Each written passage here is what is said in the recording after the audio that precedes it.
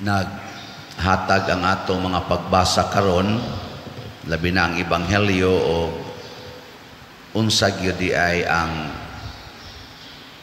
kinaiyas Ginoo. Mga maglibog ta usahay nga naay mga tawo nga buutan pero nagantos, naasay mga taong buangon pero haruhay. Makaana ta ba nga unsa man ning Ginoo, di man iya balanse. Mao di ay kay ang gusto des Ginoo nga dinhis kalibutan atong dawaton ang tanang klase sa pagantos aron maabot ta dito sa langit. Nga na bang baligtad ning pamaagis Ginoo ba? Kalibutan ug langit. Kung dinhis kalibutan, porti natong lipaya niya buhong kay tas tanan, maimpirno dayta ana. Niya kung dinhis kalibutan, porting daghana natong pagantos, malangit dayta. Nga unsa man kauyon mo aning pamaagis Ginoo? Unsa man ray inyong gipaningkamutan nga magantos o mahayahay? Wa na maningog og tarong. Kuan oy? Ato gid nang kuan, ato gid nang kinaiya, kutob sa mahimo ngita gitag hayahay. At tanawang pari nagmisa di agi ng electric fans kilig. Ya kamo sa diha ba dako kayo electric fans babaw. Nya aircon ang sakyan na nato sige yung upgrade hangtod na gyud hayahay.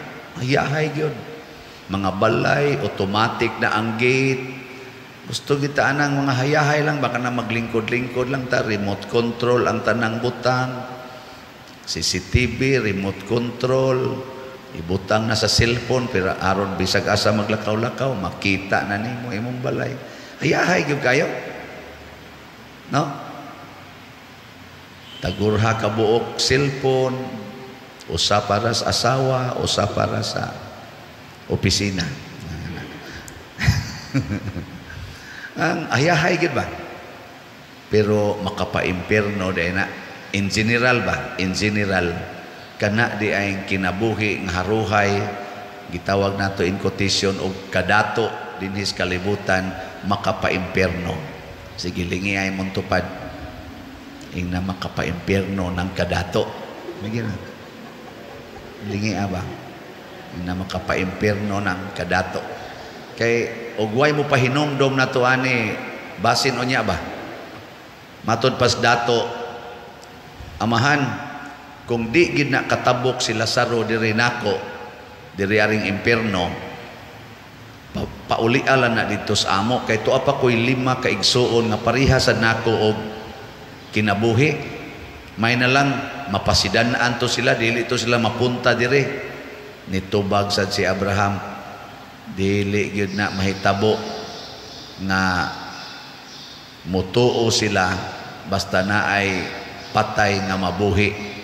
Kay kanis Lazaro og mabuhi nigbalik sa kalibutan, tilapan ra gyapon is iro.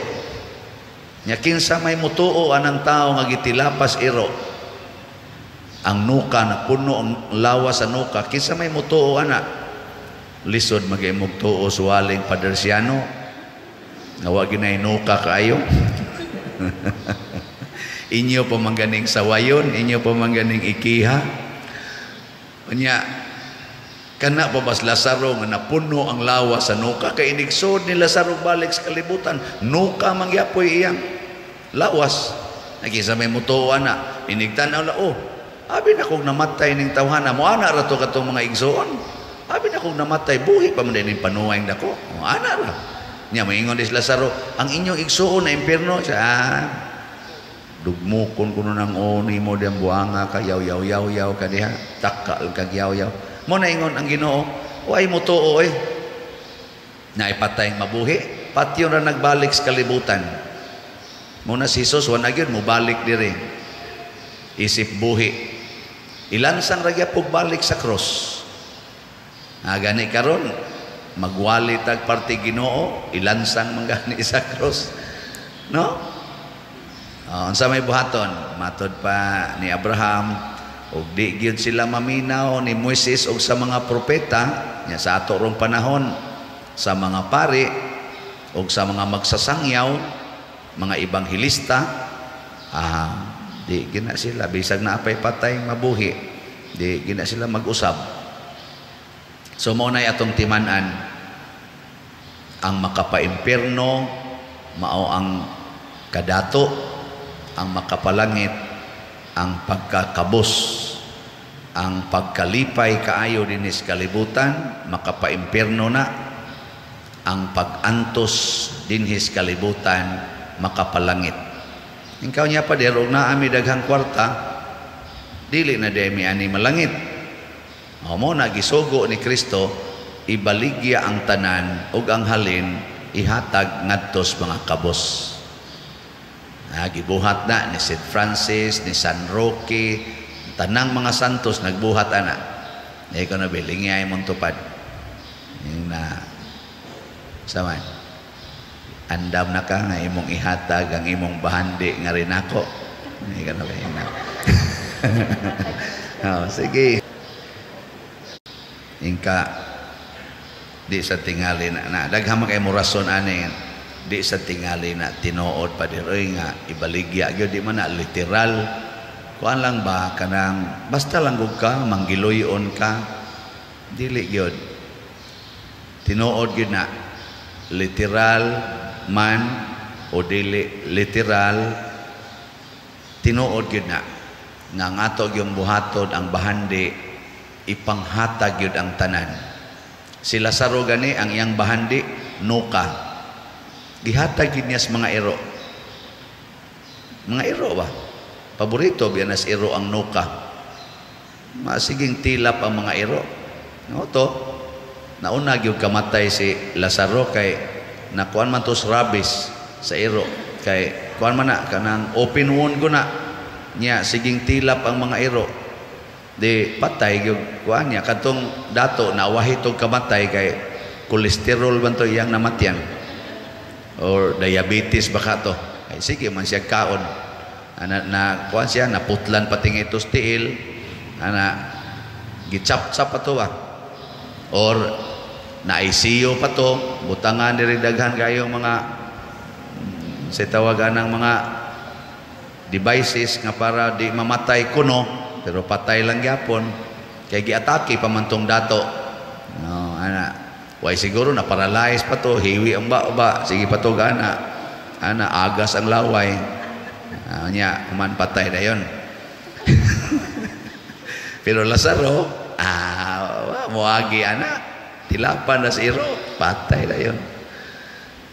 In short, mga matay ratang tanan, mamatay rata. Diri sa atong unang pagbasa, ingon, bulahan ang tao nga magsunod o dingon din Ginoo, kun dili mo mosunod nako, ako gyud mong silutan. Sa tigiyon sa to pagsultis Ginoo, propeta Jeremias, silutan ko ang tao nga motalikod kanako ug mosalig hinuon sa mga tao ug sa kusog sa tao. Musalig na ganita sa tao o sa kusog sa tao, silutan tas Ginoo. Muna ka na mga tao ba nga nagsalig sa ilang kaugalingon, matod pa ni Kristo, matod pa sa unang pagbasa, mura rin na sila kupong-kupong dito sa kamingawan, di gyud mamunga. Mura sad na sila og tanom nga gitanom sa parat nga yuta, di gyud kapamunga. Pero ang tao kuno nga magsigig sunod sa iyang sugo, iyang panalanginan, mura kunog kahoy nga gitanom daplin sa sapa, di maguol kung ting-init, labaw nagtinguan. Sige ra gyud na siya pamunga, sigig panahon. Nindot kayo ni nga imagery kay klaro man gid ni sa atong kinabuhi. Tanawag magsalig ka sa imong kwarta, tanawa imong naong, mura og kupong-kupong, uga. Ano ito? Uga ba ka ng kusmod, Way laay, way kalipay ba? Dry. Tanawan ng tao nga wa magsalig sa kwarta kanang sigig salig sa Ginoo. Kana bang maingon, may Ginoo, maluoy rang Ginoo. Siya na pa mo'y pamahaw, wala rang. Pero pagbuot man is Ginoo, ano ba? Naka-eskwela imong mga anak, awa ra oy, kay wa man sa taga is Ginoo. Ana. Nindot kay na sila mga naong. Sawan, naamo ang batasana. Adi mo, wa mo. Oy, ang kasagaran, ang mga anak, ipa-eskwela, tagaan, yung dagko kayong baon, makikumpit kita to mga bright, makiglalis pas principal, nganong salutatorian rang akong anak, nga valedictorian man unta ni, makigbugno yun sa maestra. No? Maknya, ang sa nagnaong, perti agnaong. Salig man sa kuan, salig man sa kwarta, salig siyang abilidad. Tanawan arong mga nasod nga naggubat, salig silang mga armas. Tanawang mga naong, makasmile pa, di nakakakita nga mo smile. Minaw ko, sugod pagsugod nila gubat, hangtod karon wala na nakasmile. Ay, usahan pa man yung pagpahiyo mo na siging ginubatay niya, daghang i-report ni mo, tuwan na sa'yo namatay dito, tuwan na sa'yo nabungkag, nailog na dito, nabungkag na dito, sige kaya, pisti, animal. Ay, kada yung mga tao di ay nga, nagsalig sa iyang gahom, siging kiha na mga yuta, kanang nagkiniha ay, ni smile din na ay nagkiha dito nga inighiring. Ako, mahal nga ho, is kining akong gikiha mo, kusmod kay naon, ako, mahal, kanisiya, mangisog yun sila, hasta ang abogado, mag-inisog sana, tagsara kayong abogado, mag-smile, inighiring, inig-ana na, interpolisyon, maglalis-lalis na sila, asa kita abogadong ga-smile, ingnon kasi mong kliyente, buang madagang abogadoha ka, imo lang kong ipahiyong-pahiyuman, inisog diha, awaya ng huwis, awaya ng away gyud mo lagi ang kupong-kupong nya ingon sa nasa salmo, bulahan ang tao nga naglaom sa Ginoo kanang wa magsunod sa tambag sa dautan. Wa magsunod sa tambag sa dautan. Kung moingon ko ninyo pamalit mog slat, unsa man na, tambag na nga dautan o maayo? Musunod mo ana. Niyag mo ingon ron ang imong hunahuna ay sagpalit kay ipalit na og kuan, bag-ong sakyanan or bag-ong cellphone or blow out sa na dito kaon-kaon sa restaurant. Unsa man ang tambaga, maayo o dautan? Ha? Ipalit sa na og kanang pagkaon. Ay dugay na mo kayong wakakaon og crispy pata. Malit mo ana. Sama na, maayo na o dautan? Kamaayo ana. Kamaayo ana. Pero kinsa may gatambag ni mo ana? Kinsa gatambag ni mo ana? Ang imong lawas o ang imong kalag? Kung lawas gani ang imong gatambag ana, ayaw salig kay tao ra na. Ayaw salig. Pero kanang pagpalit og slat or paghatag anang mga kabos na mga tao, ang nagtambag ana ang Espiritu Santo. Mao ginay sunda, ayaw nang ingon nga para ni imong kaugalingon, para ni imong kaugalingon, tao ra na ang nagtambag ana. Nang malipay gyud kayo ta dinhi kun mudaghan atong slat.